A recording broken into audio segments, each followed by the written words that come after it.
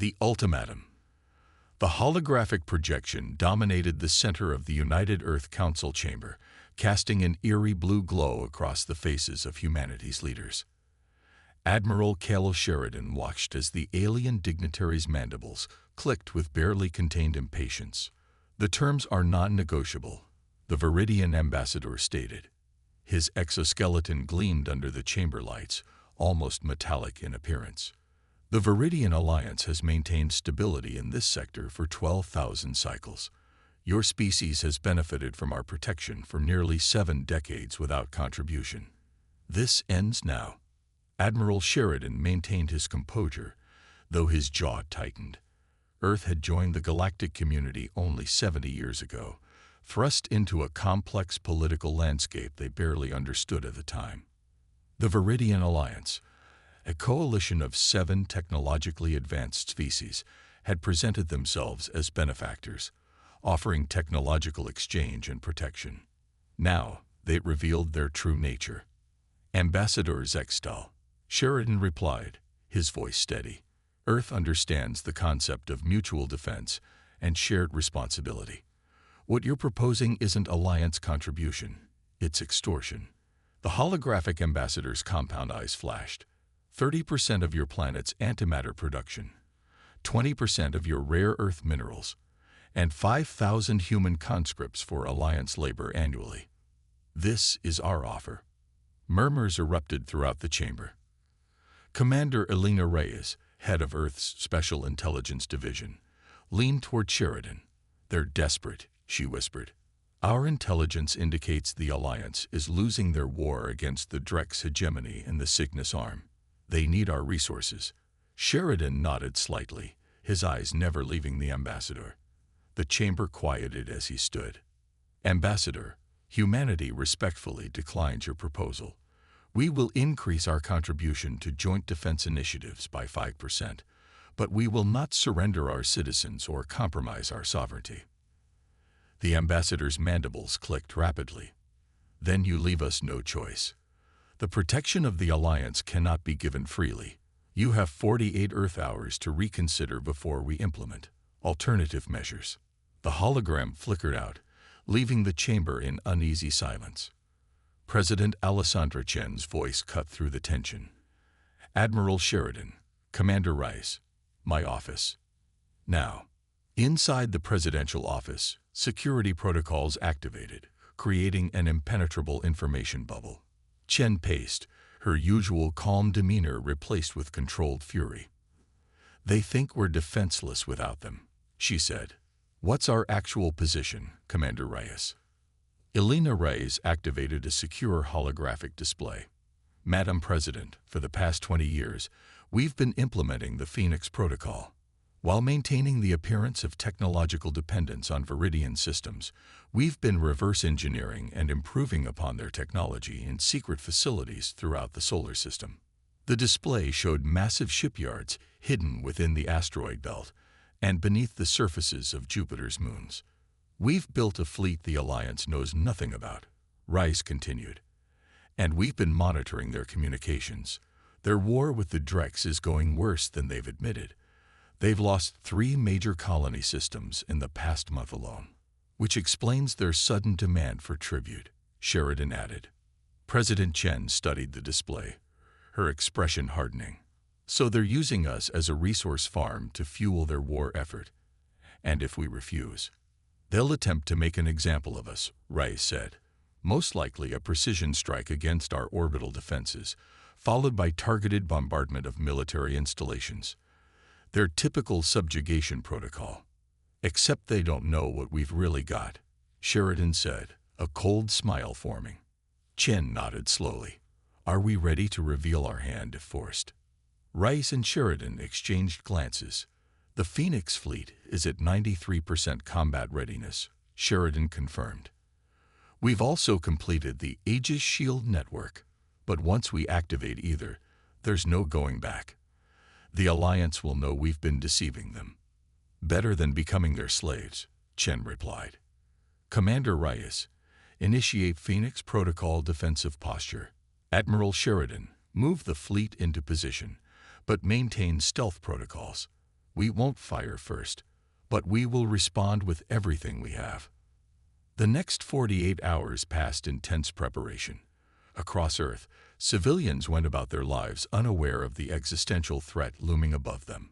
Only a subtle increase in military personnel at key infrastructure points hinted at the crisis. As the deadline approached, Alina Reyes stood in Earth's primary monitoring station beneath the Rocky Mountains. Massive screens tracked Alliance vessel movements throughout the solar system. "They're coming," her chief analyst reported.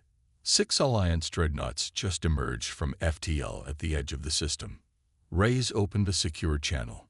"Madam President, they've arrived with a significant force. Their approach vector suggests they're positioning for a strike against our lunar defenses." "Understood, Commander. Is the Aegis system ready?" "Yes, Mom. Awaiting your command." On the primary screen, the Alliance vessels moved with predatory grace, advancing toward Earth's orbit. A communication alert flashed. "They're broadcasting, Madam President. System-wide." Ambassador Zextal's image appeared on screens across Earth and throughout the solar system. "People of Earth, your leadership has rejected our reasonable terms. As a consequence, we will now demonstrate the cost of defiance. After this necessary correction, we expect your leaders to make the rational choice." The Alliance vessels opened fire, their advanced weaponry targeting Earth's orbital defense platforms. Platforms that, unknown to them, were largely decoys. President Chen's voice was cold steel. "Activate Aegis Shield." Across Earth's orbit, hidden generators sprang to life, creating an energy field that intercepted the incoming fire. The Alliance weapons, designed to obliterate Earth's defensive capabilities, dissipated harmlessly against the shield. On the bridge of the lead Alliance vessel, Ambassador Zextal's mandibles clicked in confusion. "Impossible. Their technology is decades behind ours." A new transmission cut through all Alliance channels. President Chen's face appeared on their screens. "Ambassador Zextal, perhaps it's time we renegotiated our relationship. Admiral Sheridan, you may reveal our position." Throughout the solar system, stealth fields disengage. The Phoenix Fleet, over 200 vessels of human design, appeared from hiding places among the asteroid belt, Jupiter's moons, and even Earth's oceans. Sheridan's voice echoed across all frequencies. "Alliance vessels, this is Admiral Cal Sheridan of the United Earth Defense Force. You are outnumbered and surrounded. Power down your weapons and withdraw from Earth orbit immediately. This is your only warning." Ambassador Zextal stared at the sensor readings in disbelief. How did they hide all this from us?" His tactical officer's voice trembled. "Ambassador, their weapons systems are unlike anything in our database.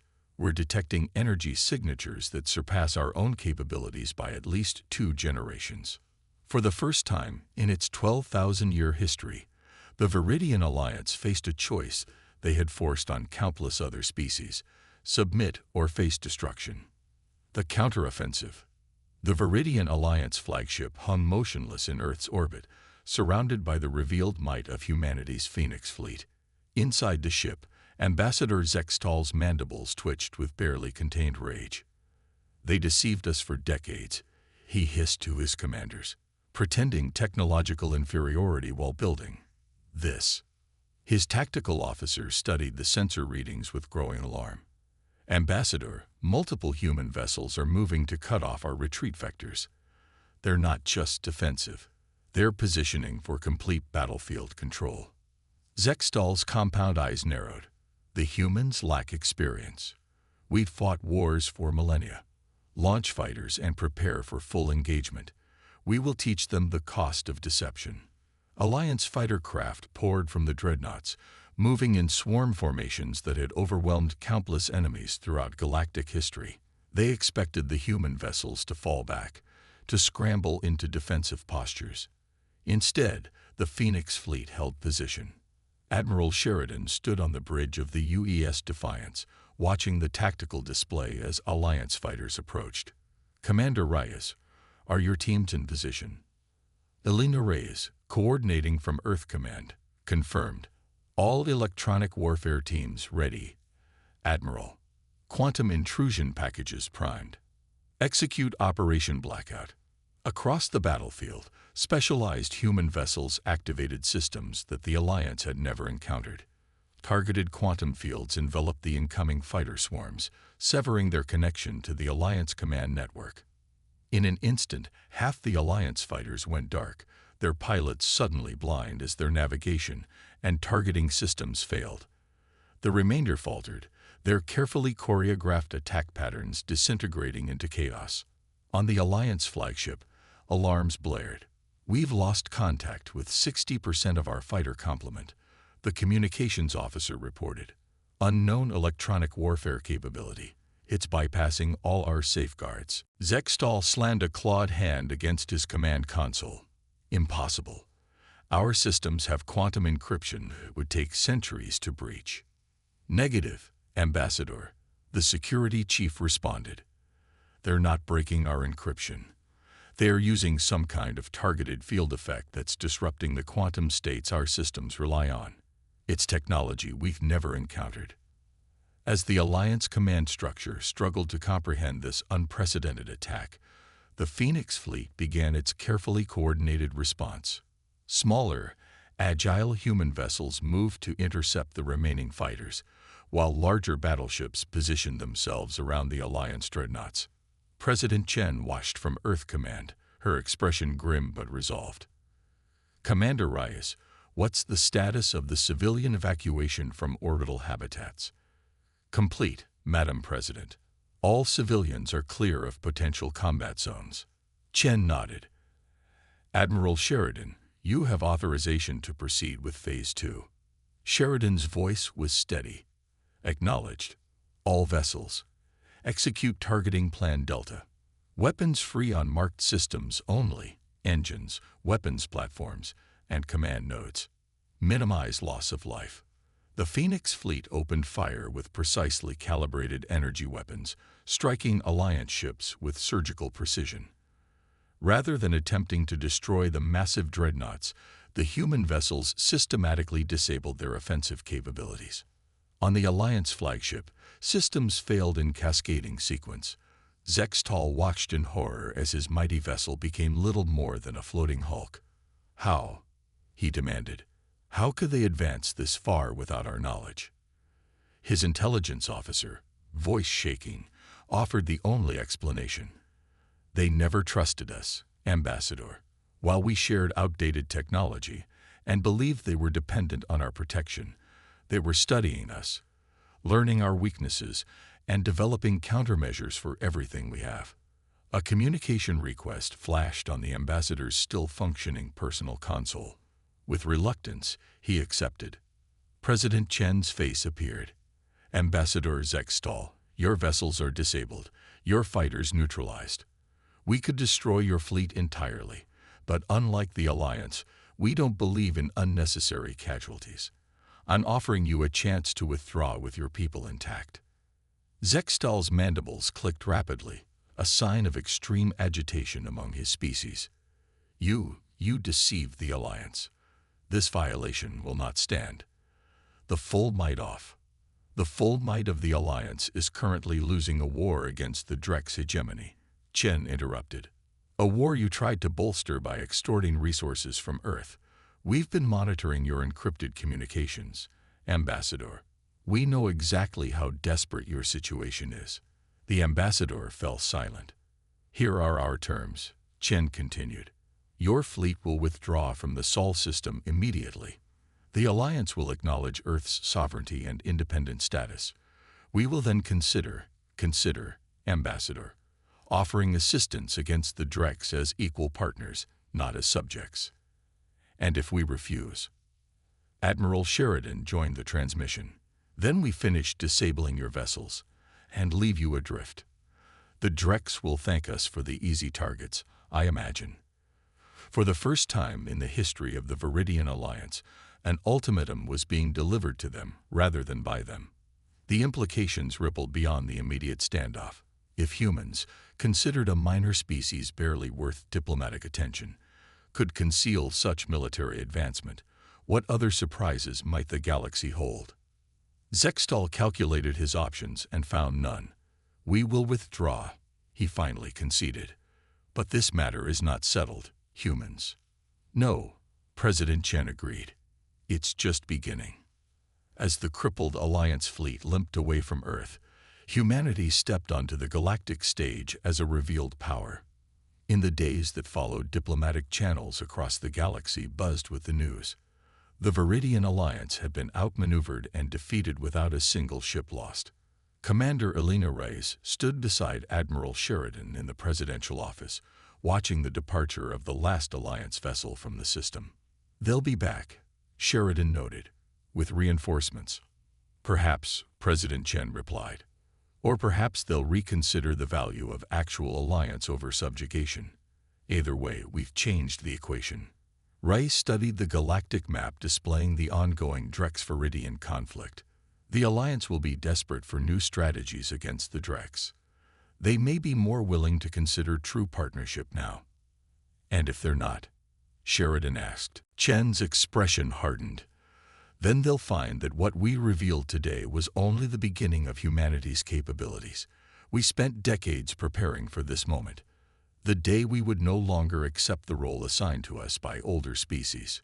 Beyond the windows of the presidential office, the people of Earth continued their daily lives, most still unaware of how close they had come to subjugation, or how thoroughly their leaders had prepared to prevent it. Throughout human history, larger powers had often underestimated smaller ones, mistaking patience for weakness and preparation for acquiescence. The Viridian Alliance had made this same critical error, never considering that while they watched humanity had been watching them more closely. As news of the confrontation spread throughout the galaxy, other subjugated species began to look toward Earth with new interest. Perhaps humanity's example could offer a blueprint for their own liberation. The galaxy was changing. The age of the Viridian Alliance's unchallenged dominance was over, and humanity was just getting started.